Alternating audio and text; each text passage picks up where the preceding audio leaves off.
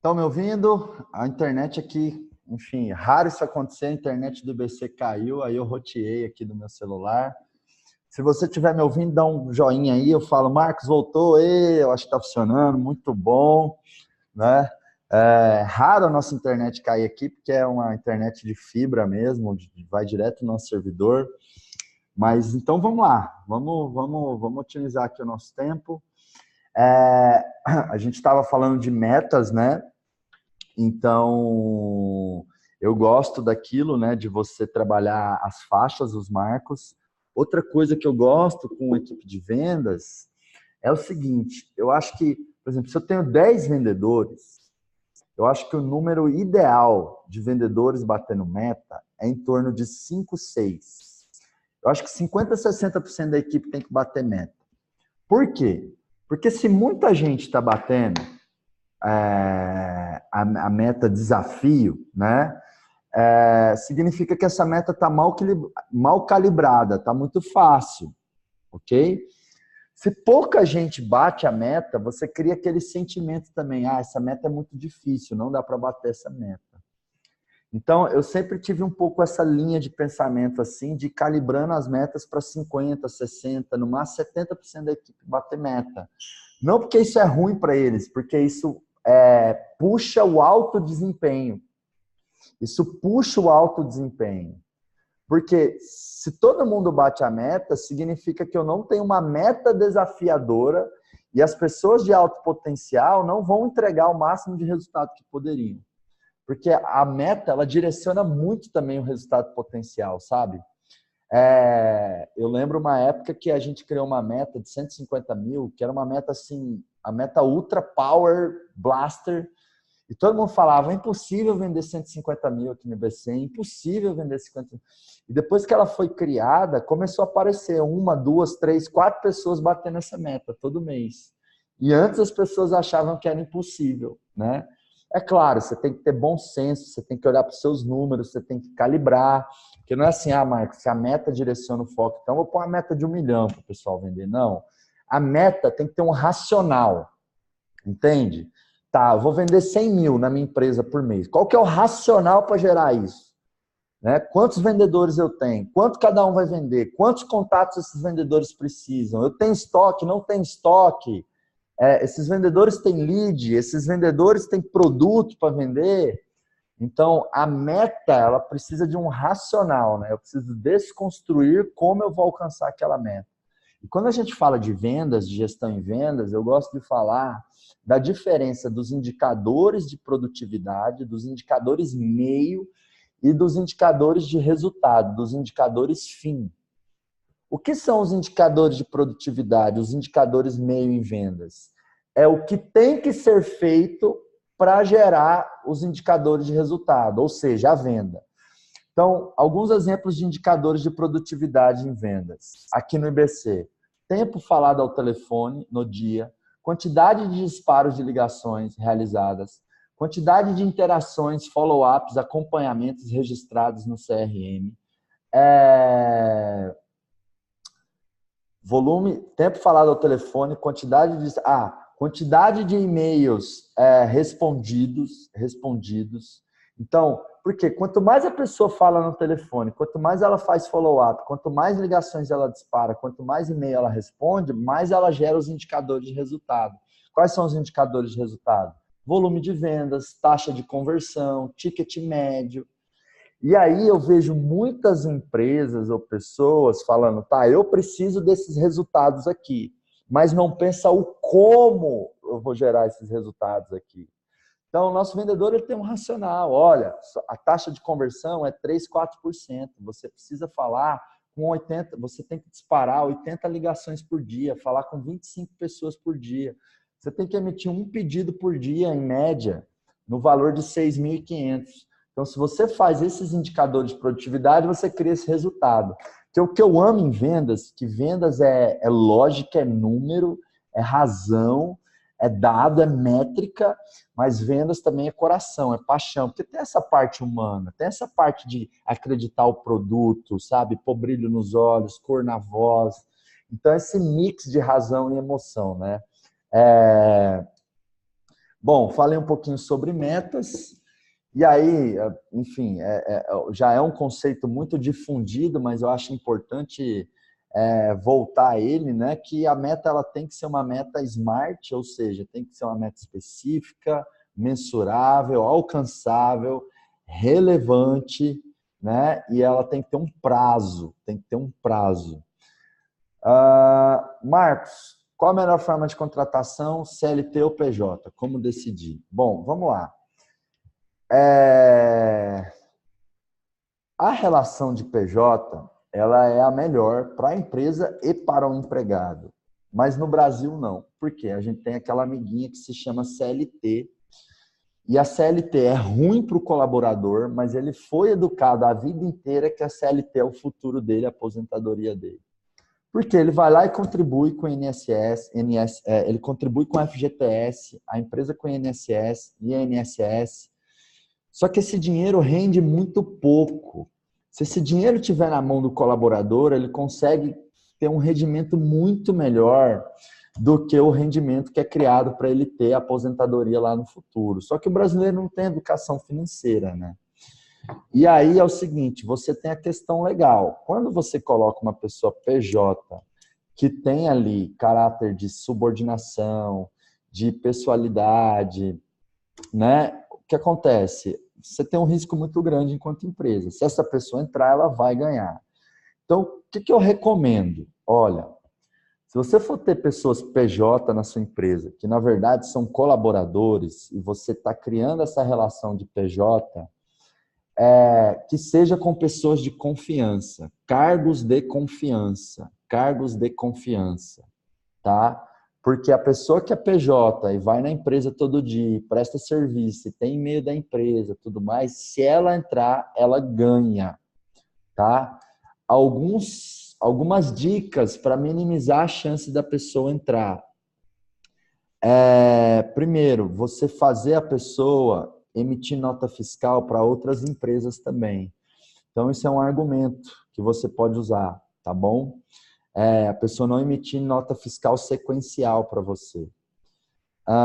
E às vezes a pessoa não vai entrar, porque se ela entrar, ela vai pagar imposto de renda. Dependendo se ela ganhar, dependendo do valor que ela ganha, ela vai entrar numa alíquota de imposto de renda alto. Então, às vezes a pessoa não entra, porque senão ela vai ter que, né, a empresa vai ter que pagar os deveres e ela também. Então, assim, resumo da ópera, usa PJ com pessoas de confiança, de preferência nas relações PJ mesmo, que é uma prestação de serviço e não é um colaborador atuando. E a CLT é o que é mais seguro. Agora, isso vai depender do perfil do empreendedor, sabe? Porque eu entendo, assim, a carga tributária é muito alta, é muito doído pagar imposto. Então, precisa ter... Algumas pessoas se sentem confortáveis com algumas manobras, né? Eu acho que isso faz parte do jogo. Agora é de cada um, né? Aqui no IBC, do tamanho que a gente está, não dá mais. Então, a gente fatura tudo, tira nota de tudo.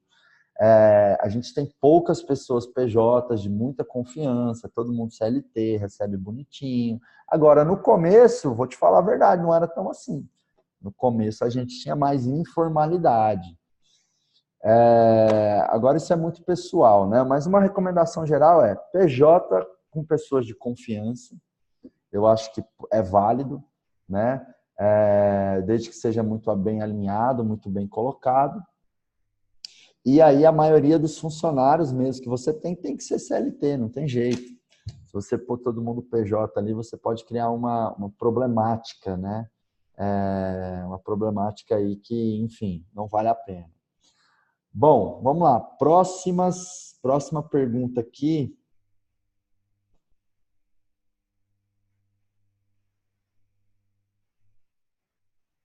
Deixa eu compartilhar a tela. Próxima pergunta aqui é do Henrique, né? Estou com um projeto ainda pré-operacional para iniciar esse ano. Opa! Seremos uma consultoria assessoria que ajuda noivos com a melhor experiência na escolha dos fornecedores de casamento através de nossa plataforma, que integra toda a cadeia, tal, tal, tal. Neste momento, minhas principais dores do projeto são: estou com 3 sócios, 2 assessores e um dono de agência de marketing. Todos gostam muito do projeto, mas ainda tenho dificuldade de engajar todos eles que já são muito ocupados. O contrato com eles já tem cláusulas de desempenho para ganho de ações, mas como ainda não temos nada em mãos e o projeto é grande, fica difícil controlar todos, de cada um. Tem alguma dica? Tenho, já vou dar. Os fornecedores terão uma anuidade para entrar na plataforma, cujo preço é menor que as outras plataformas. Qual a melhor forma de converter estes fornecedores, visto que dependo desta anuidade para manter meu negócio no primeiro ano? Legal. Bom, Henrique, o primeiro, o comprometimento do sócio. Sabe o que está faltando? Está faltando essas pessoas colocarem dinheiro. Quando se coloca dinheiro, o nível de comprometimento muda, sabe? Quando é tipo, vou te ajudar, vamos ver se a empresa crescer. Então, eu acho que você poderia criar alguma forma, alguma estratégia de falar, olha, o que eu pensei, para aumentar o nível de comprometimento nesse projeto, todo mundo acredita, o que eu vou sugerir, cada um colocar um certo valor que vai corresponder a X% da empresa, sabe? Porque quando a gente põe o bolso, meu amigo, o bolso compromete as pessoas. Se compromete. Então, eu acho que se isso for possível, é uma excelente ferramenta de engajamento. Por exemplo, aqui no IBC, por muito tempo a gente teve um benefício que as pessoas não pagavam nada para fazer os cursos, os colaboradores, os funcionários. E assim, o pessoal não dá valor, não dá. Mesmo tendo uma sessão de sensibilização para agregar valor, para mostrar para o colaborador o quanto aquilo vai agregar na vida dele, como ele vai poder usar aquilo para crescer dentro do IBC. É muito diferente a pessoa que paga da que não paga. É muito diferente. E aí, por exemplo, a gente criou um negócio que o colaborador hoje, ele paga 10% do valor do curso, descontado em folha em 10 vezes. É irrisório. Dá R$70, R$100, R$80, R$50 por mês, depende do curso. E a gente observou que isso aí ajudou muito a criar o comprometimento com o curso, com a participação e com a aplicação do que foi aprendido. Mesmo que simbólico, todo mês pinga lá no contra-cheque, sabe? Aquele valorzinho. Então, a pessoa, ela realmente colocou ali o dela. Quando o comprometimento é na conversa, eu vou te ajudar, vamos ver, eu acho que, enfim, o nível de compromisso é bem menor, né? Bom, outra dica seria o quê? Estabelecer reuniões periódicas. Então, cria um cronograma, não deixa solto. Então, vamos fazer uma reunião? Tal, beleza.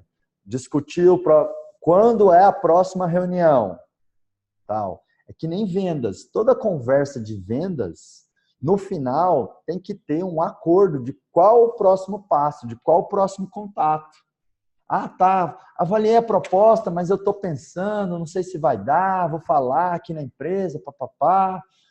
Então, olha só, eu entendo que você precisa discutir, olha esse ponto, enfim.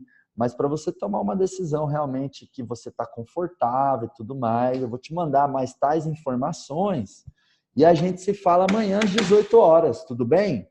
Então, eu não deixo solto. Eu crio, né, o próximo compromisso, a próxima data da reunião. E aí uma coisa interessante é o quê? Às vezes a reunião é daqui 10 dias, faltando uns 3 dias, lembra as pessoas. Faz um aquecimento. Manda o áudio e fala, nossa reunião está chegando, eu estou muito alinhado, estou cheio de ideias, preparei um monte de coisa. Isso aí vai diminuir a chance da pessoa cancelar ou arrumar outro compromisso. É o que a gente faz, por exemplo, quando a gente dá bônus.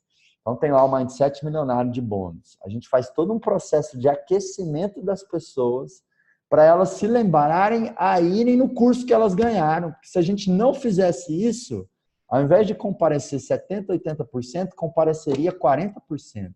Olha que louco.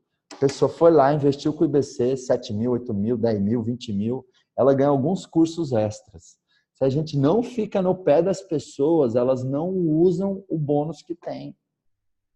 Então, é inerente do ser humano essa falta de compromisso com o novo. Por quê? Porque a gente gosta de ficar na zona de conforto.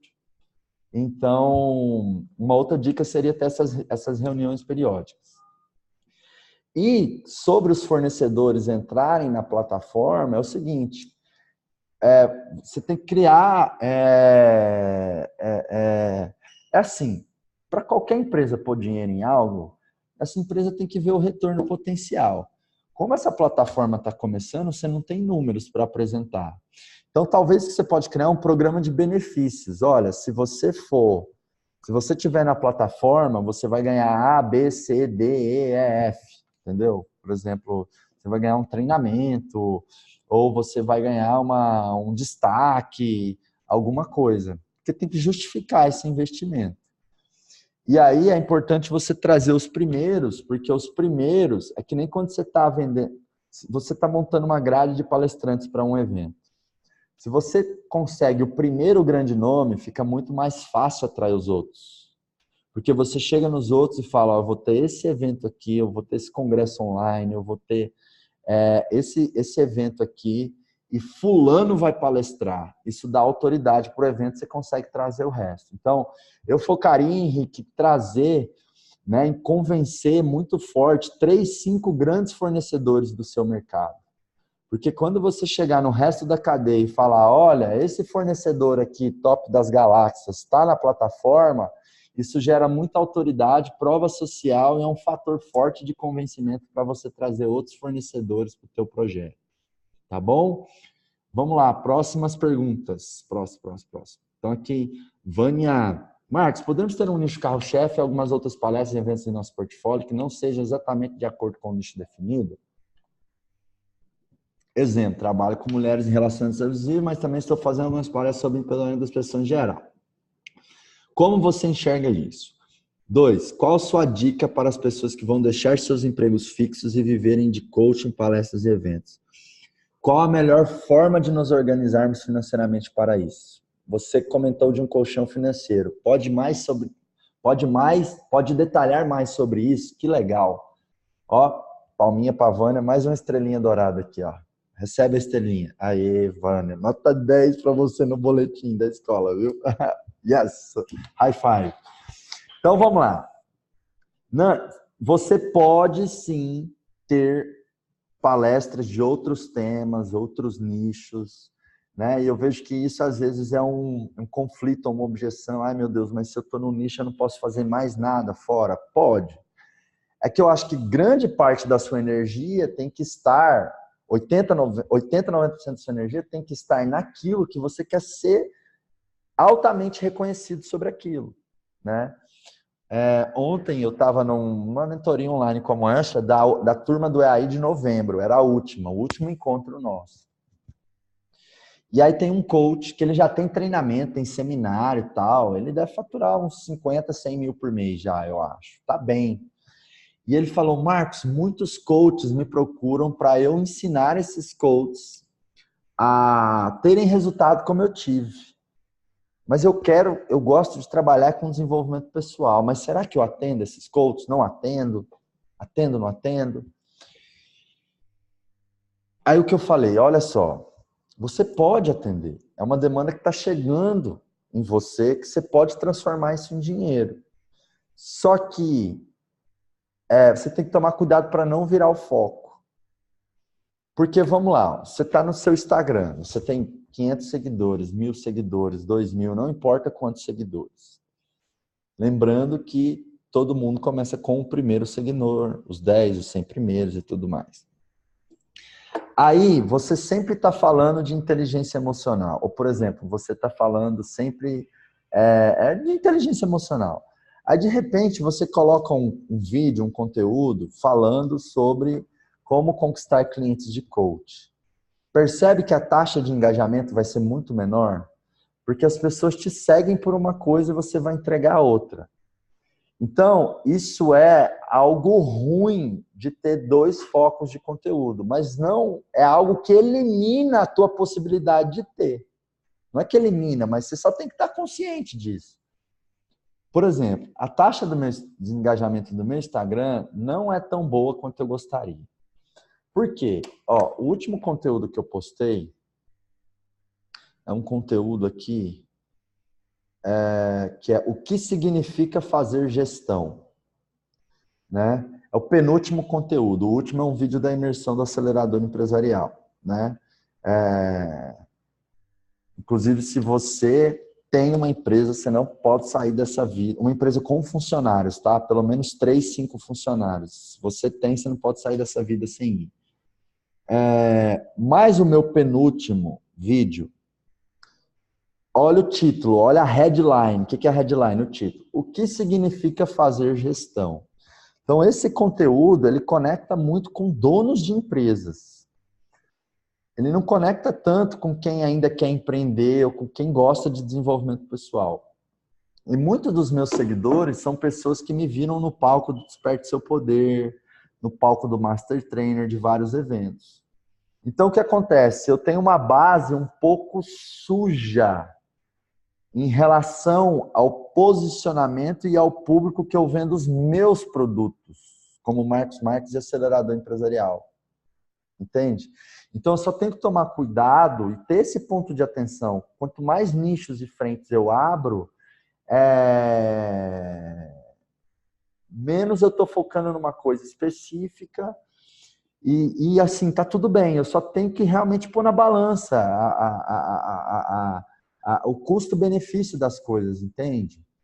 Então, pode ter, mas só tem que estar presente para isso, sabe? Não precisa fechar a cabeça e falar, eu só faço isso e aquilo, enfim. Mas também eu não posso ficar abrindo demais e eu não posso também não ter nem foco nenhum. Mas que nem igual você coloca aqui, Vânia. Eu trabalho com mulheres em relacionamentos abusivos, mas também estou fazendo algumas palestras sobre empoderamento das pessoas em geral, dentro de empresa. Então, isso aqui é legal, tem uma convergência, vai. Tem uma convergência.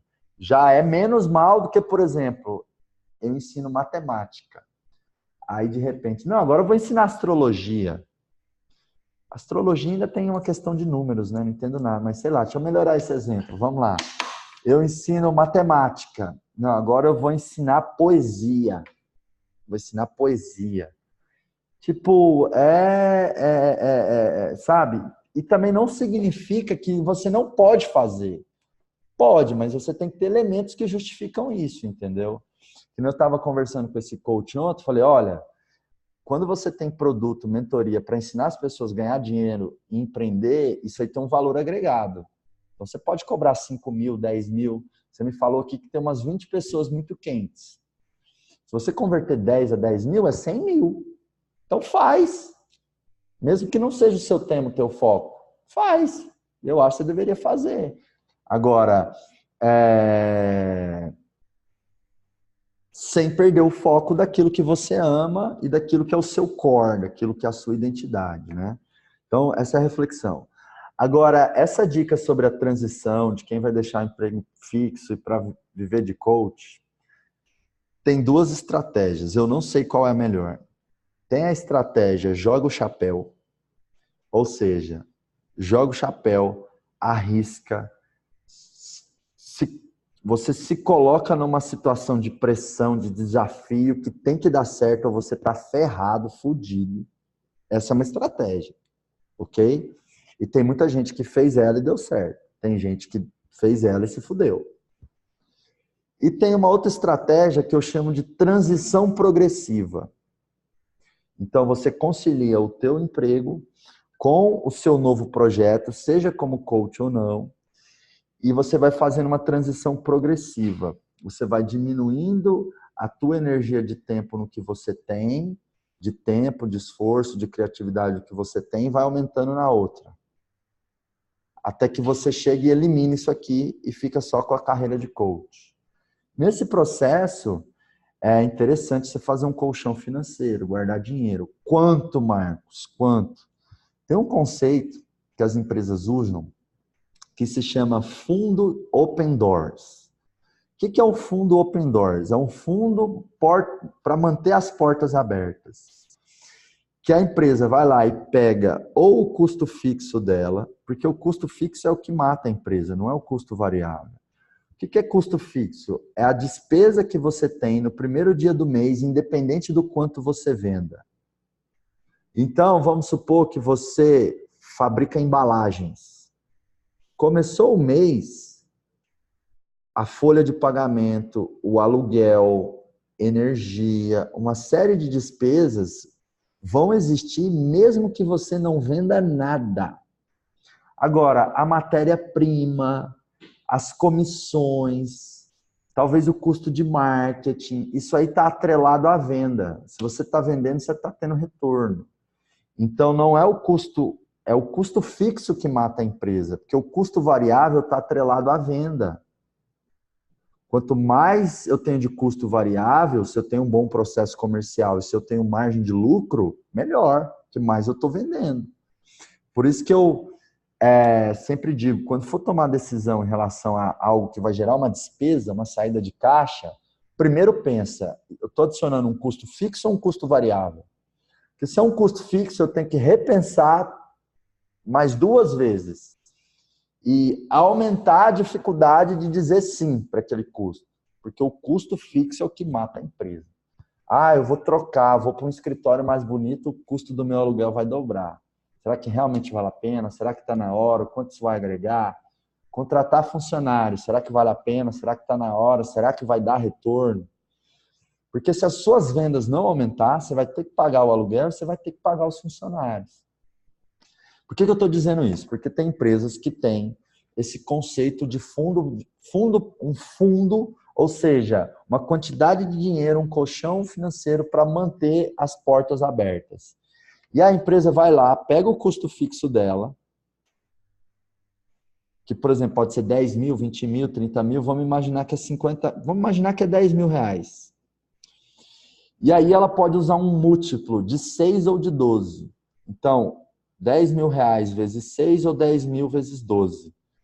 Então, eu vou guardar 60 mil reais ou eu vou guardar 120 mil reais, que é um dinheiro que fica guardado, fica aplicado, que eu nunca mexo, que numa situação de crise eu uso esse dinheiro para manter as portas abertas. Por isso chama fundo Open Doors. Tem empresas que fazem diferente, faz em cima da despesa total. Então, eu gasto aí em média 100 mil, é a minha despesa, custo fixo e variável. Então, eu vou guardar 600 mil. Nada mais é do que uma reserva para salvar a empresa numa situação de crise. Então, esse conceito de fundos Open Doors também pode ser usado como pessoa física ou para um novo projeto.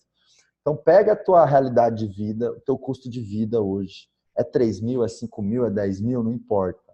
E aí você pode parar e pensar, eu quero salvar uma quantia para sobreviver 6 meses ou 12 meses. Então, o racional desse colchão financeiro pode ser isso, entendeu?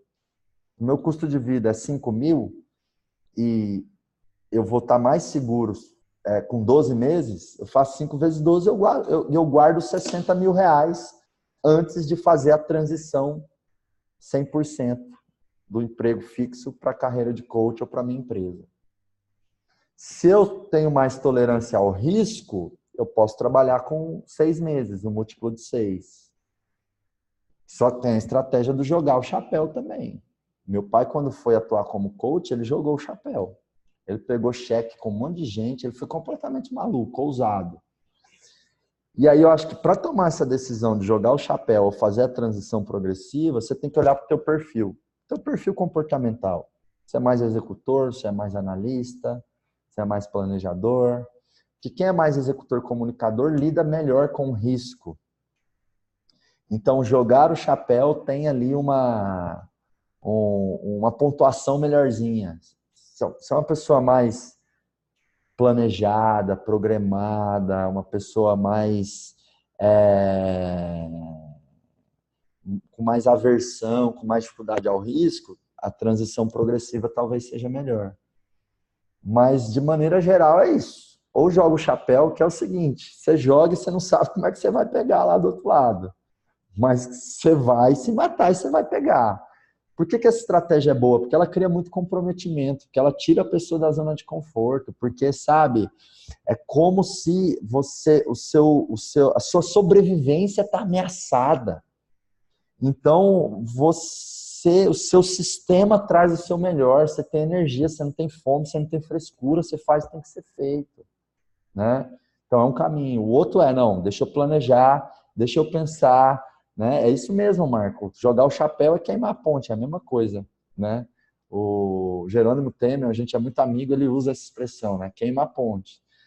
E aí, o que é importante, gente? É uma palavrinha que chama consciência. Consciência do que você está fazendo. Consciência. Porque quando você tem consciência, que é um nível alto de clareza, de entendimento do caminho que você está percorrendo, primeiro, você percorre esse caminho com muito mais qualidade. Imagina que você está em São Paulo e você tem que ir para... Você vai para a praia com a família. Você vai pegar lá a Anchieta. A Anchieta está extremamente cheia de neblina. Se está cheio de neblina, o que acontece? Você vai ir a 10 por hora, morrendo de medo, com um risco danado. Você não vai desfrutar da jornada. Vai estar tenso. Você vai chegar lá no destino final, no passeio que você vai fazer com a família. E assim, foi desconfortável, porque tem muita neblina. Quando tem muita neblina no caminho, é porque você está sem consciência, você está sem clareza. Quando você tem consciência e clareza, você tirou a neblina do caminho. Se você tira a neblina no caminho, você tem condições de decidir se você pisa no acelerador ou não.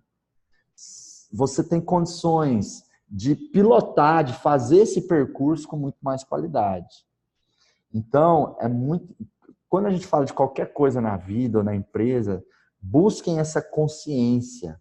Em outras palavras, esse entendimento de qual estratégia, qual opção, qual caminho você decidiu percorrer. Porque quando você faz isso, você vai executar melhor essa estratégia. E quando você tem consciência, você sabe dos riscos e sabe do que você vai colher se não dá certo. E aí você tem que estar preparado para lidar com isso. Então, eu falo muito isso para quem quer jogar o chapéu. Então, eu não vou dizer que está certo ou errado, queimar a ponte, mas tenha consciência. Se der certo, uau, ótimo. Se der errado, você tem que colher os frutos também de não ter dado certo. Bom, mas é isso. Agregou, Vânia? Deu para refletir aí? Fritar um pouquinho, né? Fritar uma metáfora aí de pensar, né? Um pouquinho. Deixa eu trazer aqui, agora temos tempos aqui para mais algumas perguntas. Compartilhar tela. Boas perguntas de vocês, hein? Parabéns. Isabela Alves. O que fazer para estruturar uma empresa MEI que precisa ter nela para rodar de forma organizada? Qual o melhor método para escalar produto e serviço? O que o empreendedor deve terceirizar, delegar, que não deve? Bom, Isabela, uma MEI você tem que formalizar ela, né? Eu sugiro procurar um contador. Ou hoje dá para a gente fazer isso sozinho, fazer online, também dá. Então, o primeiro passo é formalização. Quando você pergunta aqui qual o melhor método para escalar produtos ou serviços, vem um aprendizado para todos vocês quando vocês mandarem perguntas. Quanto mais específica a pergunta, mais eu consigo te ajudar. Quanto mais abrangente, fica difícil eu te direcionar. Qual o melhor método para escalar produtos ou serviços? Depende. Depende da empresa, depende do produto, depende... O que eu posso te dizer, né, é o quê? Você tem que buscar desenvolver aquilo que a gente chama de proposta de valor, que a gente trabalhou lá no EAI, né?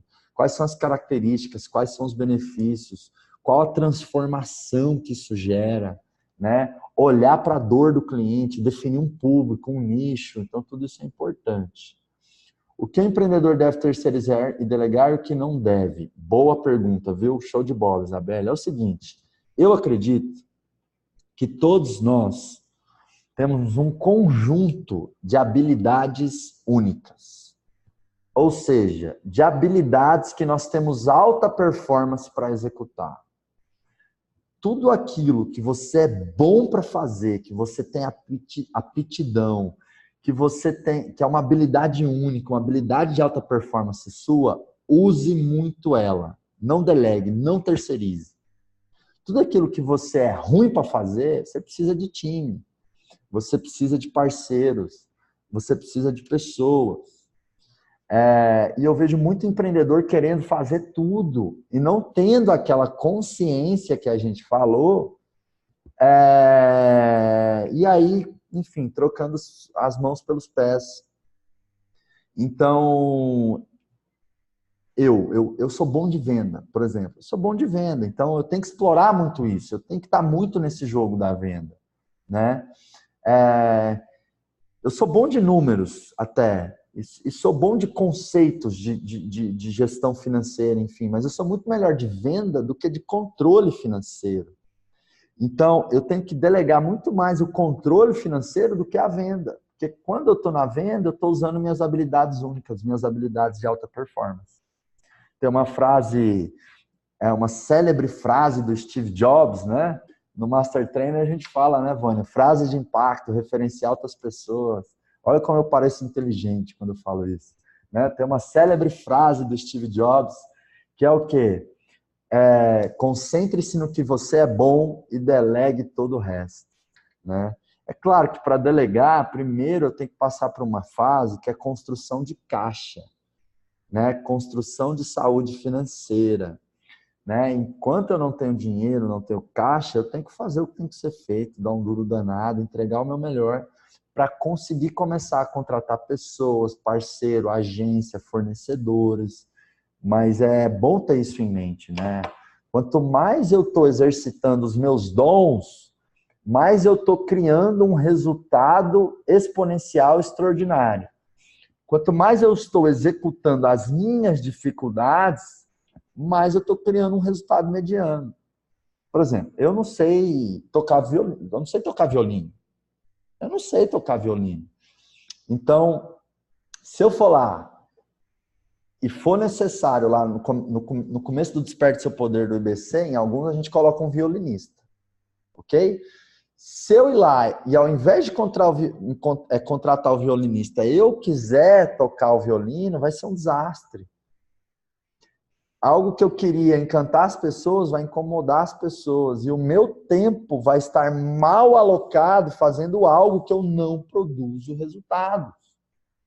Ah, Marcos, então você está me dizendo que eu não posso aprender e desenvolver coisas novas? Pode, claro, e deve. Até porque muitas vezes a gente usa como desculpa aquilo, né? Ah, isso eu não sei fazer. E aí você não busca entender e aprender minimamente aquilo para contribuir. Então, eu acredito que como líderes, como empreendedores, a gente tem que ser um maestro. O que um maestro faz? O maestro, ele conduz uma equipe com o máximo de sinergia, onde cada um ali tem uma habilidade técnica, uma função, e as pessoas têm que tocar os instrumentos de uma forma muito ordenada e orquestrada para poder criar aquela melodia, criar aquele resultado muito bacana. O maestro, ele não toca todos os instrumentos, mas ele entende minimamente de cada instrumento para poder auferir, para poder entender se tem alguma coisa que tem que ser ajustada em um ou com o outro. Então, acho que a gente começa a empresa sendo músicos. E você sabe tocar alguns instrumentos. E conforme a empresa vai crescendo, você vai se tornando mais maestro e menos músico. E algumas coisas que são exatamente essas suas habilidades de alta performance, suas habilidades únicas, em alguns momentos você é músico com elas, porque você é muito bom com elas. Né? Principalmente, às vezes, quando você vende serviço e o serviço que você vende é fruto do seu know-how, da sua experiência, da sua competência. Então, excelente reflexão aí, viu, Isabelle? Muito bom. Mais uma perguntinha aqui, agora, da Kelly Goulart. Estou há 7 meses atuando como coach. Graças a Deus. E ao seu trabalho também, viu, Kelly? Tenho conseguido manter uma agenda de atendimento satisfatória desde que iniciei. Minha maior dificuldade está sendo em ser o produto, serviço comercial ou marketing. Ou seja, em ser tudo junto e misturado. Na verdade, contatei alguém para me ajudar no marketing, nas mídias sociais, mas o conteúdo quem precisa produzir sou eu e não tenho conseguido dar conta do volume que seria necessário. Também cheguei na fase que preciso produzir alguns outros produtos, mas com a agenda cheia não tenho encontrado o tempo necessário. Acredito que a prospecção que tenho feito para novos coaches tem sido satisfatória, mas o tempo que tenho gasto com isso tem tornado tudo bem pesado ao invés de cíclico. Show, Kelly. Bom, quando, Kelly, você está no começo, muitos de vocês estão no começo, e no começo a gente tem que focar muito na venda. Porque o que vai te permitir, gradativamente, tirando esse peso, né, de se sentir sobrecarregado, ou de não dar conta de tudo, é construção de equipe. E eu só consigo construir equipe se eu tiver caixa para pagar salário. Então, geralmente a jornada empreendedora, ela passa por 4 fases. A fase 1, eu chamo de fase da sobrevivência e da confirmação. Nesse momento, é o que você está fazendo, Kelly. Você faz tudo. Você é todos os departamentos, todas as áreas. Você faz o que tem que ser feito. Você se sente sobrecarregado, é duro, é cansativo, eu sei. Só que a não ser que você tenha um investidor de fora, não existe outro caminho. Essa é a caminhada. Então, eu lembro que de 2008 para 2009, eu passei a virada do ano terminando de escrever o site do IBC. De 2009 para 2010, eu passei a virada do ano escrevendo o novo material em PDF do PSC. De 2010 para 2011, eu lembro que eu passei a virada do ano analisando um pouco das vendas, das métricas de vendas. Naquela época, eu que gerava os contatos pelo Google. De 2011 para 2012, eu lembro que eu passei a virada do ano trabalhando. De 2012 para 2013, eu passei em Paris. De 2013 para 2014, eu passei em Las Vegas. E hoje, geralmente, eu passo fora do ano onde eu quero. Por que eu estou contando tudo isso? Porque é o processo de você plantar. Você está plantando, Kelly. Você está plantando. É a lei universal da semeadura. Quanto mais você planta, mais você pode colher. Agora, é claro, tem o jeito certo de plantar. E a hora certa de colher é uma incógnita. E essa ficha ficou muito forte para mim um dia que eu estava conversando com o Rick Chester. Ele foi lá no meu mastermind, o Rick, né? Quem aí conhece o Rick? Escreve no bate-papo, eu ou fala. Um cara incrível, sensacional. E ele foi lá no meu mastermind, eu tenho um grupo de empresários. E ele falando, cara, você nunca sabe a hora que você vai colher. Eu sou prova disso, viva disso. Mas se você parar de plantar, pode ser que você nunca colha, porque também você nunca vai saber o tanto certo que deve ser plantado. Então, muita gente acha que o Rick, ele é só resultado do vídeo da água. O cara foi lá e fez o vídeo da água, e ele explodiu e ele bombou e tal. E não, o Rick é fruto de uma caminhada. O Rick faz palestra há muitos anos, o Rick ajuda pessoas em comunidade, o Rick lê livros. Então, ele se preparou muito para que o vídeo da água acontecesse e aí as coisas explodissem, né? Tem até aquele célebre ditado também, né? Que sorte é quando a competência encontra a oportunidade. E isso é plantar. Estou te dizendo tudo isso, Kelly, para te dar fôlego, para te dar estômago. Eu falo no Imersão Aceleradora, do empreendedor, dono de ter que ter estômago. Não é fácil. É cobrança do cliente, é impostos altos, é cobrança dos funcionários, é a família que não entende a sua ausência.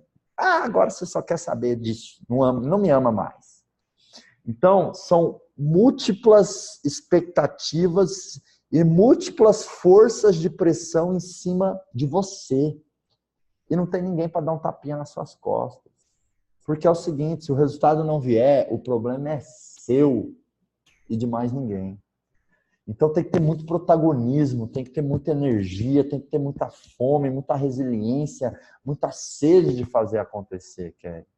Então, estou compartilhando tudo isso para reforçar que faz parte do jogo do empreendedorismo, faz parte do jogo de começar algo que vai impactar as pessoas, né? Eu digo assim, nenhuma empresa, nenhum coach, nenhum projeto é pequeno.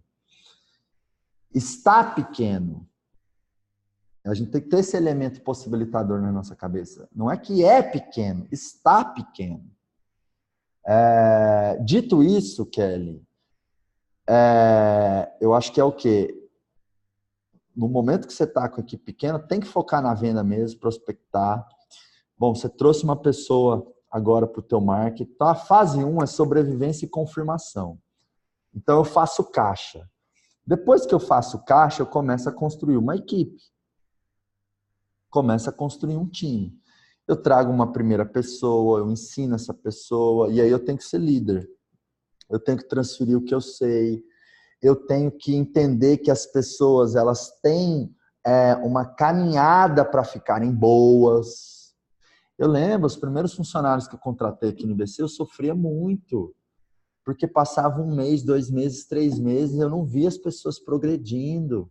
Eu ficava ansioso, eu esperava que aquelas pessoas tivessem o mesmo compromisso que eu tenho. E as pessoas não vão ter o compromisso que você tem. Elas não ganham o que você ganha, a empresa não é delas. Ah, Marcos, então significa que eu tenho que aceitar qualquer coisa? Não, mas eu tenho que balancear a minha expectativa, senão eu me frustro. Uma das coisas mais comuns que eu vejo dono de empresa é falando, as pessoas não fazem o que eu faço e não vão fazer nunca. Se você quer que elas façam o que você faz, troca de posição, então. Dá a empresa para elas, porque aí elas têm o mesmo nível de reconhecimento, de recompensa e de remuneração. Então, é entender que tem uma jornada de desenvolvimento da equipe que eu estou construindo. Aí eu tenho que ter paciência, eu tenho que ensinar, eu tenho que usar o melhor da pessoa.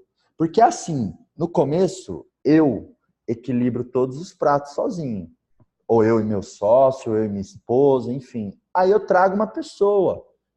Só que essa pessoa não é tão preparada e tão comprometida como eu. Então não é instantaneamente dar metade dos pratos para ela. Você dá o quê? Talvez um pratinho pequeno para ela e ajuda ela um pouco até ela aprender a equilibrar esse prato. Aí você vê, essa pessoa pode equilibrar mais pratos ou eu vou precisar de outra pessoa. E aí você vai desenvolvendo a empresa, construindo um time. Um time não necessariamente precisa ser funcionários. Quando eu trago parceiros e fornecedores, eu também estou construindo um time. Então, por exemplo, no acelerador empresarial, eu, a minha esposa, a gente tem uma funcionária e a gente tem a nossa agência parceira, que tem 3 pessoas lá que trabalham muito com a gente. Então, eu entendo que hoje esse time é 6 pessoas. Porque a caminhada é essa. É passo a passo, é se desenvolvendo, entregando, melhorando. Agora, venda é o coração de qualquer negócio. Venda é o coração. Empresa que vende é empresa feliz. Então, Kelly, não se sinta pesada por estar focando muito em vender. Inclusive, se você tem habilidade para isso, isso é natural para você, você tem que ir formando um time que vai te ajudando com coisas não relacionadas à venda. Porque é isso que faz a empresa crescer. Venda e satisfação do cliente, né? E aí essa parte de conteúdo que você comentou, né, que você não está conseguindo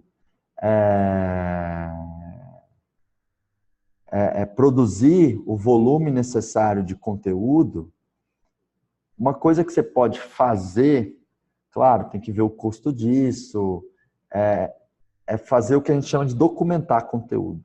Então, se você for dar uma palestra, ou um workshop, ou um treinamento, ou às vezes até uma sessão de coach com o consentimento do coach, você põe uma câmera para gravar.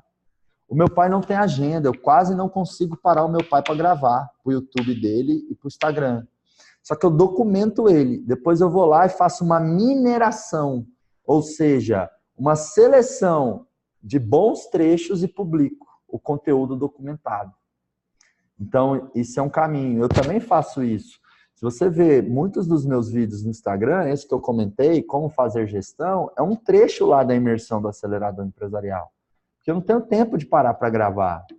Inclusive, tem muito artista, muito famoso, ou muitos empreendedores. Eles falam, mas como que eu vou ter um canal no YouTube? Eu não tenho tempo para gravar. Põe um cara para acompanhar a sua rotina. Você está fazendo uma reunião ali, ó. Ele está documentando. Depois ele vai lá e corta coisas bacanas que você falou. Fica um conteúdo show, top. Então, é uma dica aí nesse sentido, Kelly. Aproveitando que a gente está falando com a Kelly, ela mandou uma coisa muito bacana aqui, que eu vou abrir. Né? Então, ela mandou, primeiro, né, a sessãozinha de perguntas. Isso é legal, ó. Postura de quem quer extrair o máximo, né? Então, ó, dúvidas.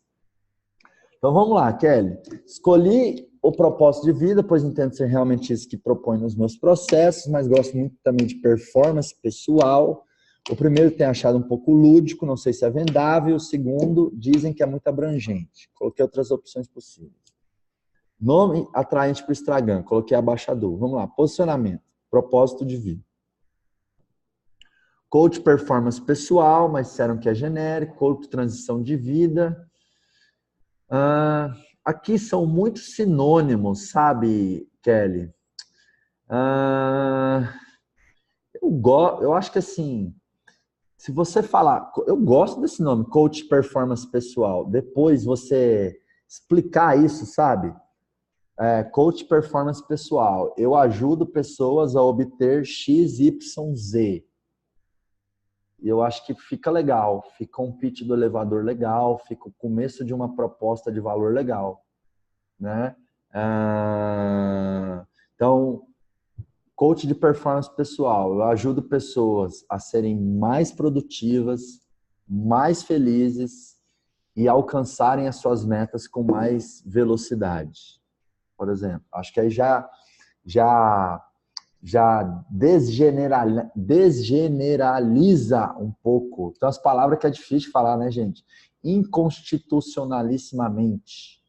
Otorrinolaringologista, né? Repitam comigo aí, vai. Inconstitucionalissimamente. Tomara que eu esteja falando certo. Agora vamos lá. Otorrinolaringologista. Mas é só para descontrair. Bom, deixa eu voltar aqui, ó. Eu treinei muito para aprender a falar essas palavrinhas. E teve um dia que eu estava no palco do Desperte Seu Poder e eu inventei de falar isso. Eu estava meio nervoso e não saía. Mas, bom, fiz do limão a limonada lá e foi legal. Ela mandou um portfólio que eu vou ver, modelo de negócio, life coach, palestrante, treinadora. Tá, isso aqui agora vem uma dica. Não dá para ser coach de sucesso sem ser palestrante, na minha opinião. Não é que nem não dá. Eu acho assim... Você ser palestrante e coach te dá uma força muito grande. Por quê? Porque você vai falar com quem palestra é autoridade. Você está dando uma palestra, por mais que seja gratuita, você tira uma foto, você posta, isso dá uma super autoridade. Pitch de venda em evento é um excelente canal de vendas, converte muito. Como palestrante, você pode dar aula numa grande instituição, você pode ser convidado para um congresso. Então, assim, para mim, coach tem que falar em público, tem que falar em grupos, tem que dar palestras. Eu acho que são duas combinações, é uma sinergia muito forte, percebe? E aí, você tem que desenvolver essa habilidade. O IBC tem cursos, mas que seja em qualquer outro lugar. Não estou falando isso para vender curso do IBC, não. É como mentor mesmo.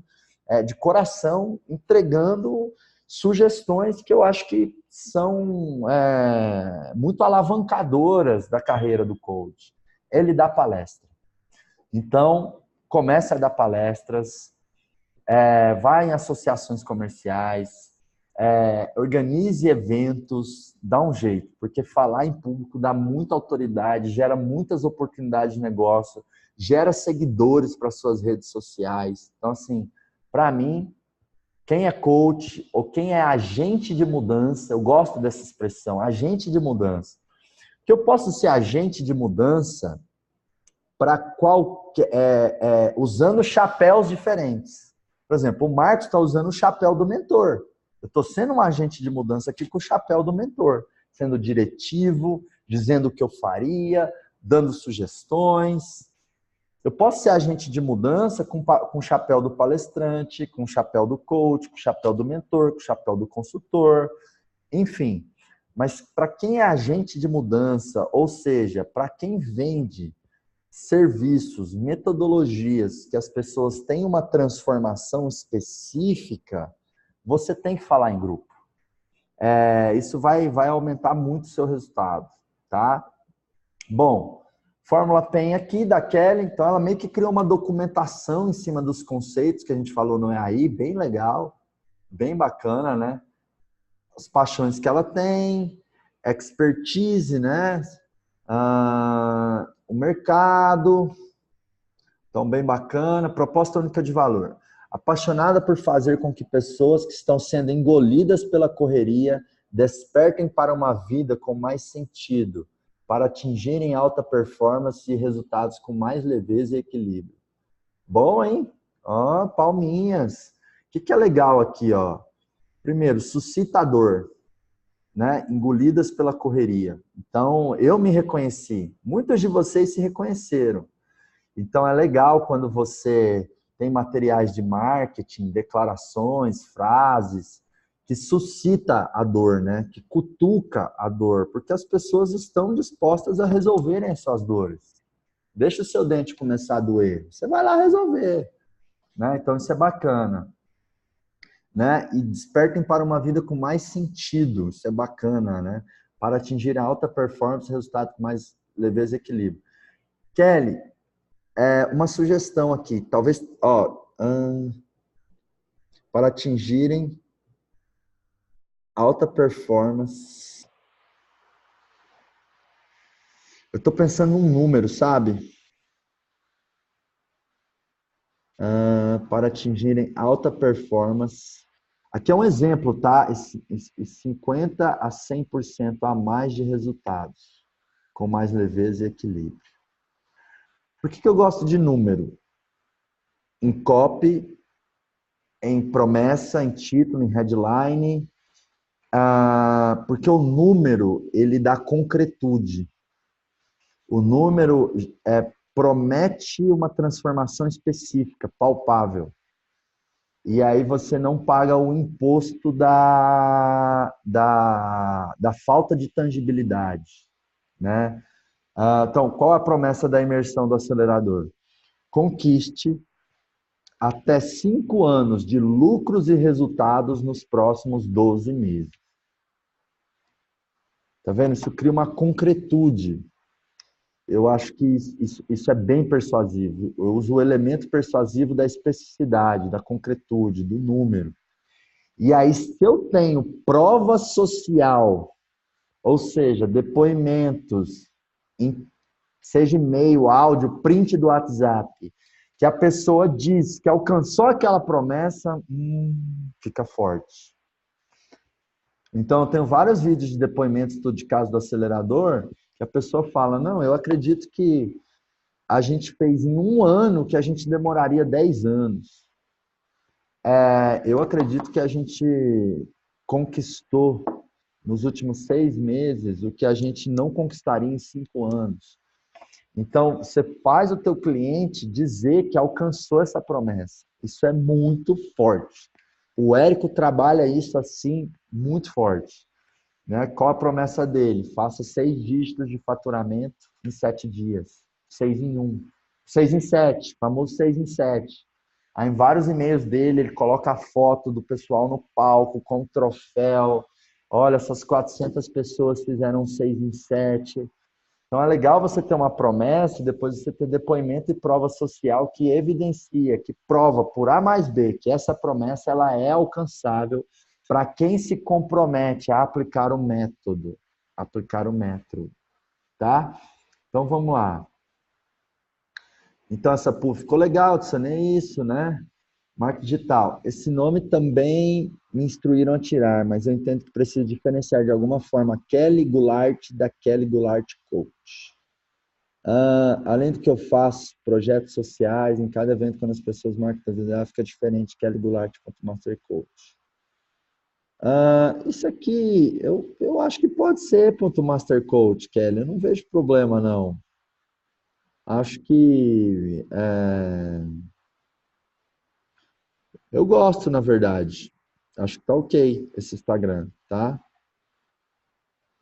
Então, olha lá, funil de vendas, sessão de clareza, sessão de assessment, jornada Viva Sua Utopia, olha que legal. Persuasivo, né? Processo de coach completo, processo de coaching em grupo, encantamento, né? Sessão avulsas, bônus, sessão de clareza plena.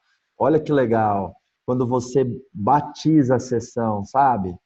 Ó, vou te dar uma sessão XPTO. Isso cria outra. É como é você colocar uma embalagem no que você está oferecendo. Se você coloca uma embalagem, você aumenta a percepção de valor, você aumenta o desejo, você aumenta o interesse. Então, muitos empreendedores não colocam uma embalagem, né? E colocar embalagem, muitas vezes, é simplesmente adjetivar as coisas. Adjetivar. Uma coisa é eu dizer treinamento de liderança. Outra coisa é treinamento de liderança eficaz. Já melhorou. Já melhorou. Apesar de eficácia é muito comum e tal, mas né, ou treinamento de liderança revolucionária, né? Adjetive as coisas. Adjetivar. Muito bom, muito bom. Estou gostando disso aqui, hein, pessoal? Estou gostando. A persona, ela fez uma coisa bem legal, que olha que bacana que a Kelly fez, né? Então ela criou aqui, né, uma representação do cliente-alvo dela. Eu vou até pedir depois para a equipe copiar e colar e tirar essas informações dela e mandar esse modelo para vocês. Ficou muito bom, viu, Kelly? Então, ó, Rafael, quem que é o potencial dela? Rafaela, idade e tal. Aqui pode colocar outros critérios, onde mora. Mapa da empatia, o que diz, o que faz, o que vê, o que escuta. Quando a Kelly foi escrevendo isso aqui, sabe o que acontece? Ela foi ganhando clareza desse cliente-alvo. E, gente, clareza é poder. Clareza é dirigir sem neblina. Clareza é você ir para a execução da estratégia preparado. Muda o jogo, né? Então, ó, resumo do Avatar, Rafaela é uma jovem, tal, tal, tal. Muito bom, o Kelly, muito bem feito. Acho que você está bem estruturada no que você está construindo. Eu acho que realmente o que eu vi assim, né, de uma maneira assim mais corretiva no que você escreveu ou trouxe nas suas dúvidas, é o cansaço comum que às vezes aparece na jornada empreendedora. E aí vem uma dica, vamos lá. A gente, nós seres humanos, a gente funciona muito com. É que a tradução do inglês para o português fica feio. Meu pai não gosta dessa palavra, né? Em inglês a gente fala trigger. Trigger é um disparador, é um gatilho, né? Mas gatilho tem a ver com um revólver no português, né? Mas um disparador, me veio uma ideia boa. Então, eu acho que a gente tem disparadores, né? Tem disparadores que aumentam a nossa energia e tem disparadores que diminuem a nossa energia. Quanto mais autoconhecimento, mais eu percebo quais são os disparadores que aumentam as minhas energias, que aumentam a minha energia, e mais eu entendo o que diminui a minha energia. E aí eu acredito que na nossa jornada empreendedora, a gente tem que ter uma listinha do que aumenta o nosso nível de energia, desses disparadores, né? Eu diria que até uma coisa, é uma âncora também, mas assim, por exemplo, aquela música, vamos pular, ela aumenta a minha energia instantaneamente. Eu escuto aquela música em média 10 vezes por semana. Se eu estou chururu, se eu saí de uma reunião que não foi bem, se eu tive algum conflito com meu pai, ou se tive vários problemas, abacaxi que chega, eu ponho aquela música, sabe? É um disparador para mim. Porque assim, a gente tem que gerenciar a nossa energia. O nível de resultados do nosso projeto ou da nossa empresa, a curva de crescimento do negócio está intimamente ligada à curva de produtividade do empreendedor, da empreendedora. E produtividade é sinônimo de alto nível de energia, né? Então, eu tenho que ter essa listinha de âncoras, de disparadores que aumentam a minha energia. Porque a gente tem que fazer gol todo dia, a gente tem que ter alta performance todo dia, mas nem todo dia a gente vai ter. E é entender assim, é que é um pouco daquela música do. Deixa eu achar uma música aqui.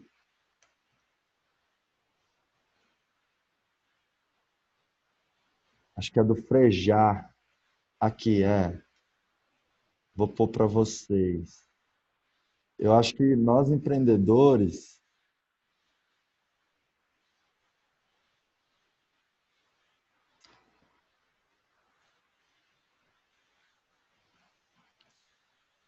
ilustra muito bem, ó. Quer ver? Tô abrindo aqui uma musiquinha.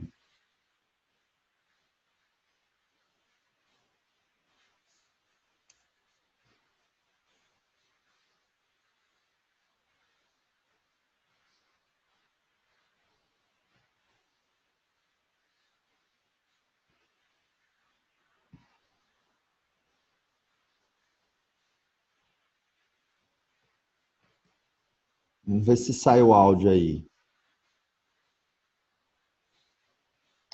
Tá saindo o áudio da música? Não? Não tá? Tá, eu vou jogar a música no chat aqui, mas tem um trecho da música do Frejá que é assim, ó. Quando você ficar triste, que seja por um dia e não o ano inteiro. E para mim, esse trecho exemplifica o que é resiliência. E como empreendedores, a gente tem que ter essa resiliência, né? Então é uma outra música que é um disparador, eu até arrepio, ó, só de começar a ouvir. Ela me traz uma coisa boa, né? Falar com a minha esposa, atividade física. Então, eu tenho muito bem mapeado esses elementos que joga a minha energia lá para cima. Até porque tem pessoas que às vezes conhecem meu pai no palco, conhecem o Marcos. Até no Master Trainer eu estava conversando com um empresário lá, e ele falou, mas Marcos, tem dia que você fica mal, que você fica puto, que você erra a mão. Eu falei, claro, cara, isso é normal. Você está achando que eu sou perfeito, que meu pai é perfeito? Não é, não é. Aqui você está vendo a nossa melhor versão. E é claro que essa melhor versão, ela aparece muito, 70, 80% do tempo, 90% do tempo, mas tem dias que não, né? E aí,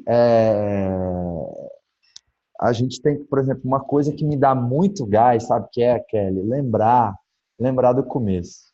E lembrar de tudo que a gente já conquistou, sabe? Isso aí, olha, até muda a minha fisionomia. Porque assim, era eu ali no alpendre de casa, sabe? Eu tinha um piniquinho perto do computador, e eu ficava no computador e eu não parava para almoçar. Minha avó trazia pão com bife para mim, batata frita, meu teclado era todo engordurado. Então, porque era aquele, né, eu tinha 17 anos, nerd ali no computador, mexendo no Google, ligando para os clientes. Eu lembro que no começo, quando eu ia pegar para ligar, alguns clientes que eu via lá o que eles escreviam, eu ligava pensando assim, não atende, não atende, não atende, não atende. Aí ele atendia, eu, putz, agora eu vou ter que falar, né? E eu falava com o coração, é um curso do meu pai, você vai amar, tal, enfim. Porque a gente tem que gerenciar a nossa energia, né? Eu acho que a gente tem que ter dois P's. A gente tem que ter o nosso porquê, isso é muito dito, mas tem um outro P que eu acredito que é pouco dito, que é o porquê, sabe? Você tem que ter o seu porquê e o seu porquê. E então eu me lembro também muitas vezes do porquê eu faço tudo que eu faço, né? É... Porque no nosso caso, meu e do meu pai, vai chegando num nível de resultado que o jogo vai deixando cada vez mais de ser financeiro E, eventualmente, sinceramente, dá uma vontade de jogar tudo fora, de jogar, não tudo fora, jogar tudo pro ar, de falar, eu vou pegar minha esposa, eu vou morar na Europa, vou ficar um ano lá, vou curtir a vida, ou eu não, sabe? Só que aí você se lembra do seu porquê, e isso dá gás também, né? Porque o Tony Robbins fala uma coisa que é o seguinte, nos negócios, 80% do sucesso é psicologia e 20% é técnica. E eu acredito nisso, né? Em outras palavras, eu acho que 80% é comportamental e 20% é a parte técnica, né? Agora, eu tenho que ter muito bem esses dois, eu não posso fazer muito mal esses 20% do técnico, né? Ah, mas vamos lá. Alguém falou aqui que mentoria maravilhosa. Ai, que legal, fiquei feliz. Não fala assim que eu fico vermelhinho, a gente. Mas fala mais, brincadeira, pode me deixar. Bom, eu vou aqui para. Agora são 10. Nossa, o tempo voa, hein, gente? 10h30. Olha só, 10h30, o tempo voa, hein? Quem tá gostando aí? Fala no chat eu. Deixa eu. Aê! Bom demais. Olha só. Eu vou responder aqui mais uma perguntinha. Quem que faltou? Ó, foi quase todo mundo aqui, ó. Tá. Adriano Saldanha. O que tem travado a escalabilidade do meu negócio atualmente são três coisas principais. Dificuldade de encontrar bons profissionais na área comercial. Isso aqui todo mundo tem dificuldade. A partir do anterior, dificuldade de implantar um processo comercial. E três, como meu negócio está em um oceano azul, as possibilidades são infinitas, mas ainda preciso criar demanda na cabeça do prospect, o que não tem sido ainda automático. Bom, Adriano, eu acho que é, você tem que. Uma coisa, assim, quando a gente vai fazer algo novo, eu gosto de sempre recomendar. Olha para uma referência, modela, inova em cima de algo que alguém está fazendo de algum jeito, sabe? Eu acho que essa é a melhor forma, você minimiza as chances de erro. Encontrar gente boa para a área comercial é desafiador. Encontrar gente boa para qualquer área é desafiador. Por isso, para recrutar bem, você tem que investir tempo e energia para avaliar currículos, para encontrar pessoas. Eu digo, às vezes, que para contratar talento é um processo de prospecção. É ir no mercado atrás da pessoa, né?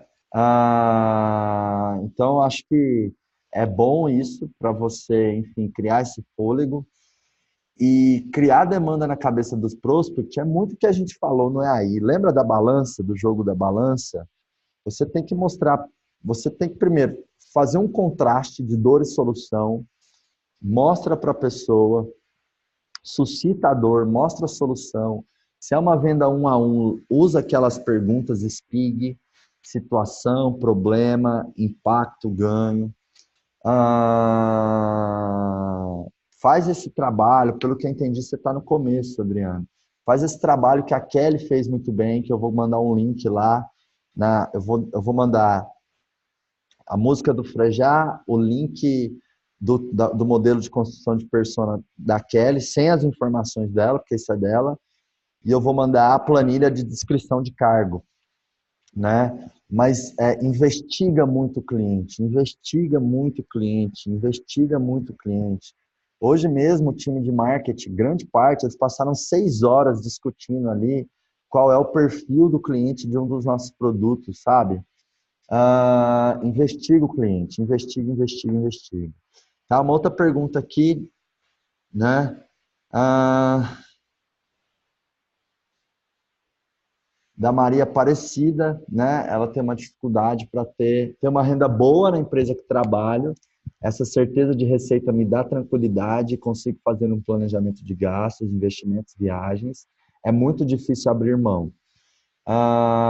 E eu não sei como angariar coaches. Me formei no PSC em setembro. Atendi agora 5 coach pro bônus e só um pagante. Então, Maria Aparecida, você está naquela linha que é a transição progressiva, que é um excelente caminho também. E o seu resultado não é ruim, viu, Maria Aparecida? Porque setembro, vamos dizer, não tem nenhum ano e você já teve uma grande vitória. Para mim é uma grande vitória você ter o primeiro pagante. É uma grande vitória. O que você tem que fazer, Maria Aparecida? É produzir conteúdo nas redes sociais, participar de eventos, usar sua rede de networking, gerar pessoas que vão ter essa primeira sessão experimental com você. A questão do nicho ajuda muito. Venda é uma questão de colocar energia para ir atrás dela. Muitas pessoas pensam, né, ainda mais quem não tem bagagem na área comercial, pensa assim, a venda cai do céu. As pessoas vão vir até mim. Não. Você tem que colocar energia para ir atrás dela. Então, por exemplo, você já fez uma listinha de 20 pessoas que você conhece, que você pode ligar e falar, olha, agora eu estou trabalhando como coach, eu já tive tal e tal resultado, eu já me certifiquei. E eu criei uma sessão que você vai aprender A, B, C, D e E. E essa sessão, eu geralmente cobro R$ 500. Mas como eu te conheço há tanto tempo, eu quero te oferecer essa sessão gratuitamente. O máximo que você vai acontecer é você ter ganhado um serviço no valor de R$ 500, por exemplo. Não faz um pitch para a pessoa, vende, vai atrás, porque oportunidade tem. Por exemplo, Maria Aparecida, você trouxe aqui, né? A forte concorrência na área é incrível e a quantidade de profissionais de coach no mercado. Algumas reflexões, tá? Primeiro, concorrência tem em todo o mercado, ou quase todo o mercado. Você tem muitos coaches que se formaram? Sim. Proporcionalmente à população do Brasil, são muitos? Não. Eu estimo que umas 100 mil pessoas, no máximo, passaram numa formação em coaching no Brasil. 100 mil no máximo, tá? No IBC, em torno de 50 mil. Em formação em coaching, a gente é disparado o maior, disparado. Hoje eu acredito que o segundo maior é a Febracis, mas em formação em coach, eles vão formar, sei lá, 2 mil coaches esse ano, a gente vai formar 15 mil. É absurdamente a diferença, tá? Em grandes eventos, não. Os eventos deles são grandes, inclusive são maiores que os nossos. Mas em formação em coaching, o IBC é absurdamente líder e o maior. E se a gente formou 50 mil, o resto do mercado formou mais 50 mil, no máximo. Então vamos lá, 100 mil coaches formados. Hoje a gente tem uma estatística que antes do PSC a gente aplica uma pesquisa de expectativa que a gente pergunta qual o seu objetivo com a formação em coach? E tem 5 opções. Desenvolver a minha liderança, melhorar a carreira que eu já estou. E uma das opções é ser coach profissional. Hoje, 60% das pessoas assinalam que vão fazer a formação para ser coach. Então já tem um recorte aí. Desses 100 mil, 60 mil procurou a formação de fato para ser coach. Ah, mas tem lá que tem gente que se encanta e decide ser coach também. Então, mais 10 mil, vamos pôr. Então, 70 mil pessoas buscaram ou decidiram ser coach. Desses 70 mil, 20% implementa e vai atrás. Os outros 80% fica no desejo e no sonho. E isso é comum em qualquer área, qualquer profissão. O que a gente recebe de currículo aqui no IBC para a área comercial, para a área de atendimento, para o financeiro, de advogados que tiraram a AB é incrível. O que tem de advogado que manda currículo para topa qualquer coisa para começar a trabalhar aí no IBC é incrível. Então você tem advogados, engenheiros, diversas profissões, pessoas que não conseguiram prosperar naquilo que elas se capacitaram. Isso faz parte da configuração do mercado competitivo, né? Então, assim, eu acredito que ainda tem muita oportunidade para coaches e agentes de mudança. Daqui 3, 5 anos, pode ser que está mais vermelho esse oceano, mas eu acho que hoje ele ainda é muito mais azul e vermelho. E aí, vamos lá. Você tem um mercado potencial muito grande, que é praticamente todo tipo de pessoa. E nos nichos, você tem poucas autoridades. você tem poucas autoridades nos nichos. Nos subnichos, então, nem se fala. Eu lembro no primeiro EAI, 2 anos atrás, 2 anos e meio atrás, tinha 26 pessoas. E era o segundo treinamento que eu ia ministrar na minha vida, para o cliente externo, né? Para o cliente interno, para os colaboradores, eu sempre ministrei muito. O primeiro treinamento tinha essa imersão do acelerador empresarial. Então, eu estava com um negocinho na mão lá, né? Tava quase cagando a roupa. Mas eu ministrei, dei o meu melhor. E aí eu lembro lá de um participante que era o Lucas Schultz. Vocês podem até jogar aí no Google. Vou escrever o nome dele aqui no bate-papo. Lucas Schultz, coach. Coach vestibular medicina. Coach vestibular medicina. Ó.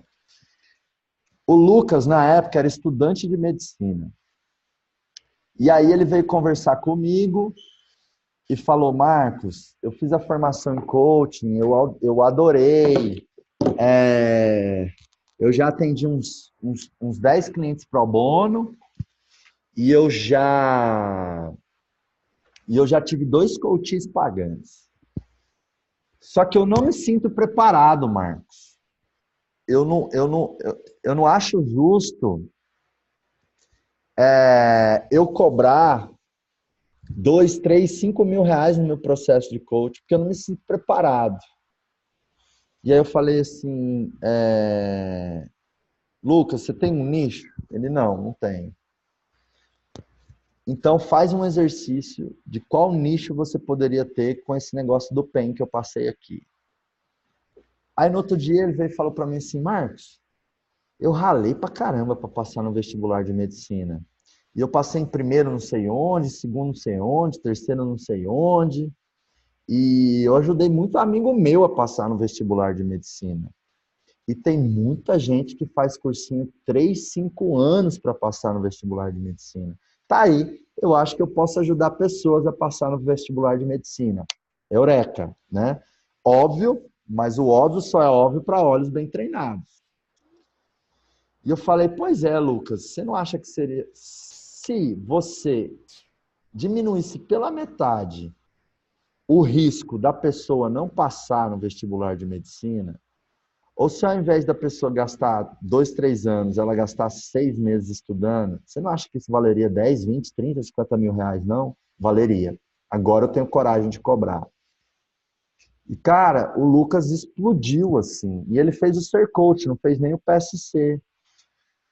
Então, assim, altamente nichado. Ele é o único coach para vestibulandos de medicina que eu conheço. Ele é o melhor do Brasil para ajudar alguém a passar no vestibular de medicina. Uma vez que eu falei com ele, ele disse que ele está cobrando 7 mil reais a palestra dele. O processo de coaching dele está 12 mil reais. Então, tem vários vestibulandos de medicinas não descobertos ainda. Entende? Então, eu acho que é uma crença um pouco que está travando você, Maria Aparecida. Né? Não é que não tem concorrência, não é que é fácil, nada disso. Mas quando eu trago na minha linguagem, é difícil, tem muita gente, é uma linguagem que me bloqueia. Ao invés disso, eu tenho que trazer uma linguagem, né? Qual o meu próximo passo e o que eu vou executar. E aí falando, né? É isso aí, Schuster, esse nome mesmo, Shirley, escrevi errado. Ele fez o primeiro EAI. É um dos grandes cases assim, que eu tenho aí, eu conto direto. E aí, quando eu estou falando do início da minha carreira como coach, qual é o feijão com arroz? Prospecto no meu network. Você conhece pelo menos... Olha, todo coach conhece pelo menos 50 pessoas que conseguem vender o seu processo de coach. Esse é o primeiro círculo. Você tem que ligar para essas pessoas. Você tem que ligar. Você pode ir em eventos, você pode aprender marketing digital, você pode começar a produzir conteúdo no seu Instagram. Mas eu só tenho 100 seguidores, não importa. Inclusive, quem é pequeno tem um diferencial muito grande, que a sua taxa de engajamento é altíssima. Quanto mais... Às vezes, uma pessoa com 3 mil seguidores consegue gerar 300 curtidas, e uma pessoa com 20 mil seguidores não consegue gerar 300 curtidas. Porque a taxa de engajamento para quem tem poucos seguidores é muito alta. É muito alta, as pessoas não sacam isso. Tem gente, às vezes, que com 1.000 seguidores consegue gerar 150 curtidas, 15, 20 comentários. E uma pessoa com 15, 20, 30 mil seguidores não gera isso. Né?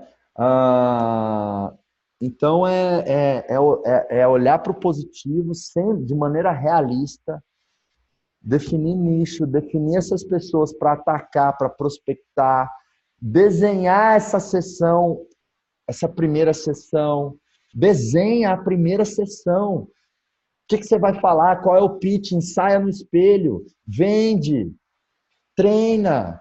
Ah, mas eu tenho dificuldade. Pega o filho, o tio, o papagaio, o cachorro, o amigo e treina com ele. Oferece para ele. Dá para fazer. Quem quer, faz. Quem não quer, arruma uma desculpa. Pode ser que, para algumas pessoas, de fato, seja mais confortável pela experiência, pela habilidade, tudo mais. E isso acelera o resultado. Mas qualquer um que queira, consegue. Pode ser que você não vai conquistar tudo que você quis. E eu acho que na vida, nem sempre a gente alcança tudo que a gente almeja, né? Mas se a gente vai em direção, a gente já tem um sentimento de satisfação. E aí, Maria Aparecida, é ver o quanto que você está tendo de foco, que talvez já seja muito, mas aí tem que ver a qualidade desse foco. Então, tem coach que está na estratégia de transição progressiva, que pega as horas vagas e fica o quê? Fica a madrugada inteira lá na internet. Aí vê vídeo do Jerônimo, vê vídeo do Marcos, vê vídeo do Zé, vê vídeo do Tony Robbins, vê vídeo... O cara segue 30 gurus. Aí fica lá, entulhando a cabeça de informação, mas não executa, não implementa. Às vezes eu vou no meu stories e eu recomendo uma dieta especial, que é a dieta da informação. Porque se você não faz uso do que entra, você está pesado. E esse loop, essa necessidade de informação das pessoas, trava, cria depressão, cria congelamento. Ah, mas eu estou buscando. Então, assim, tem que executar, tem que ir para cima, tem que ir para o campo de batalha. A gente só aprende fazendo. Aí eu vou lá e faço uma sessão, não vendo. Faço a segunda, não vendo. Faço a terceira, não vendo. Faço a sétima, não vendo. Mas na 15ª eu vendo. A melhor vendedora aqui do IBC, a nossa ex-melhor vendedora, que depois de 6 anos ela foi promovida a coordenadora. Talvez muitos de vocês já compraram com ela, a Rose Medeiros. A Rose, ela foi bater meta no 7º mês. Eu quase desisti, ela também. Mas ela persistiu. Depois, nos 60 meses que ela teve na carreira de consultora, que são 5 anos, eu acho que ela levou uns 43, 45 troféus. O troféu é quem mais fatura no mês. Então, 70% dos meses, 60% ela foi a melhor vendedora. Mas se ela tivesse desistido no 3º, no 4º, no 5º mês, que é o que geralmente o vendedor aguenta sem ficar sem bater meta, ela não tinha construído a carreira tão linda que ela construiu aqui. Comprou apartamento, já conheceu vários países, teve o filho, emagreceu, é outra pessoa, sabe? Então é fazer o arroz com feijão bem feito.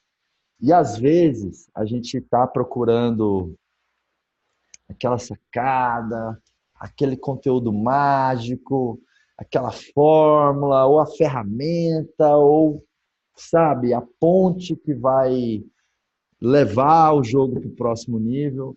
E tem 4 letrinhas que eu quero dizer para vocês. UMPA. Um monte de pequenas ações. Um monte de pequenas ações. Consistência, frequência, execução. Isso aí vai fazendo a sua pequena bolinha de neve ganhar corpo e ela vai crescendo, crescendo, crescendo. Consistência, frequência, ação. Um monte de pequenas ações todos os dias.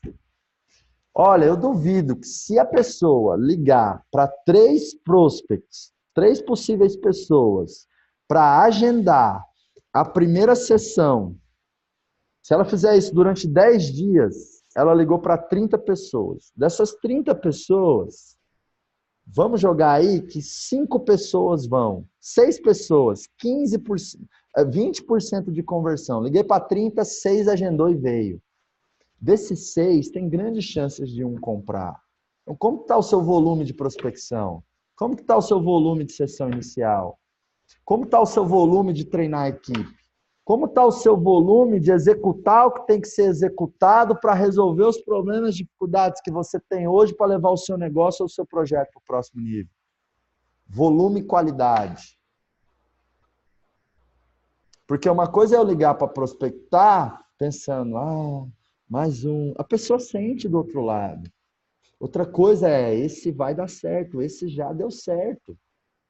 E se ele nem me dá bola, eu estou caminhando para o sim. Né? O que eu falei que o Tony Robbins diz, 80% da psicologia. O jogo é esse. Eu traduzo esse psychology que ele fala o quê? Mentalidade. Mentalidade que direciona o nosso comportamento, as nossas ações. Bom, acredito que começamos muito bem. Eu quero agradecer a presença de todos vocês que me honraram aí com carinho de estarem aqui, da gente estar junto, da gente ter retomado, né? Eu vou convidar você a resgatar, encerrando aqui agora, você tirar pelo menos 30 minutinhos para 2 coisas. Primeiro, estabelecer ações, tá? Estabeleça ações. E quando eu falo estabelecer ações, é você colocar o que e quando. Coloca o que vai ser feito e quando vai ser feito. Prazo. Prazo cria comprometimento. Quando eu estava na faculdade de publicidade, eu estudei publicidade e psicologia. Publicidade eu me formei, psicologia eu fiz 4 anos. Eu parei o curso quando o IBC começou a crescer, porque eu decidi aprender gestão, fui fazer meu primeiro MBA na GV. Fiz 2 MBAs. Eu lembro que as ideias não vinham, tinha campanha para fazer, tinha que criar um mote, tinha que fazer um roteiro, tinha que fazer o conteúdo de um anúncio, as ideias não vinham. De repente chegava alguém e falava assim, olha, é para amanhã, ou é para hoje à tarde. E o prazo criava uma criatividade louca na gente, nas pessoas. Então o prazo ele tem essa força de trazer a sua criatividade, de trazer a sua capacidade de execução. Então coloca prazo nas coisas. A gente teve o Master Trainer semana passada. Acabou, foi domingo agora, né, Vânia? Foi isso? Deixa eu ver. E aí muitos me procuraram. Eu falei, coloca a data da sua primeira palestra. Coloca a data. Eu e meu pai, a gente fez muito isso na caminhada do IBC, sabe? Filho, eu acho que dá para fazer uma turma em Manaus, tal, enfim. Então vamos pôr a data, pai. Quando é a data? E a gente colocava a data e a data cria esse compromisso, tá? Então, 30 minutinhos ou 15 minutinhos no mínimo, isso é fundamental. Senão o que a gente passou aqui quase 3 horas juntos, a cereja do bolo você não vai fazer. E a cereja do bolo não é comigo, é você com você, agora. Ações. O que, quando? Não é muita coisa. Não é aquilo que é executável, aplicável. De preferência no curto prazo. Coloca 3 ações, 5 ações, 7 ações. Segundo, recapitula as suas anotações do EAI. Recapitula o que você viveu lá, sabe? Escreve livremente, traz as anotações, pega as fotos dos flipcharts, recapitula. E quando você recapitula e revisa, você está fortalecendo o link do aprendizado, fortalecendo ali a conexão neuronal, tomando posse daquele conhecimento, para que quando aquele conhecimento seja necessário, você entregue uma habilidade com aquele conhecimento. Uma coisa é eu saber técnicas de vendas. Outra coisa é eu estar de frente ao cliente e usar essas técnicas. Quando eu uso essas técnicas, eu estou tendo habilidade e competência de venda. É isso que produz resultados, não é o saber as técnicas de vendas. O saber, na verdade, não muda porra nenhuma. É a utilização desse saber que vai produzir um resultado, vai melhorar minha conversão, vai melhorar o meu resultado. Então, eu sempre gosto de lembrar as pessoas da importância de você solidificar o aprendizado e você construir os resultados através da transformação da informação em habilidades e competências. Estabeleça as ações, revisa o conteúdo do EAI, tem as folhinhas dos flipchart, tudo que a gente falou aqui, ok? Se alguma das minhas palavras não fizeram sentido para você, troque as minhas palavras, fica com a intenção, com o carinho, com o sentimento. Eu acredito em cada um de vocês e eu acredito pelo seguinte, vocês que estão aqui, vocês mostraram um compromisso diferenciado em relação às mais de 200 pessoas que estão lá e não estão aqui. Muitas pessoas não estão aqui e estão perdendo uma oportunidade de reconectar, de ter energia, de ter N coisas, né? E muitas dessas pessoas vão pensar ou dizer, mas eu tinha um motivo. E alguns momentos, de fato, os motivos são reais e verdadeiros, mas a maioria dos motivos que a gente traz para justificar o que não foi feito, são mentiras que a gente conta para nós mesmos. São desculpas que a gente dá para nós mesmos. De alguma forma, vocês venceram essas desculpas. Vocês estão aqui. Eu quero pedir uma salva de palmas para todos vocês. Bate palminha aí para você, porque você merece. Você é power. Você mostrou um nível de compromisso diferenciado em relação à galera, mas bate palma com energia mesmo. Aê! Yes! Muito bom. Gratidão, gratidão, gratidão. A gente se vê mais ou menos daqui 30 dias. Implementem, ousem. Meu pai tem uma frase que eu adoro muito, né? Surpreenda você, surpreenda o seu cliente, surpreenda o mundo. Você merece, você tem valor, um valor gigante estampado aqui. Você é gigante. Lembra daquele poder da quebra da madeira. Lembra de tudo que você é capaz, de tudo que você já realizou, tá? Um beijão no coração, um grande abraço. Fiquem com Deus. Muitíssimo obrigado. E vamos que vamos fazer acontecer. E eu te vejo na próxima aula. Tchau, tchau.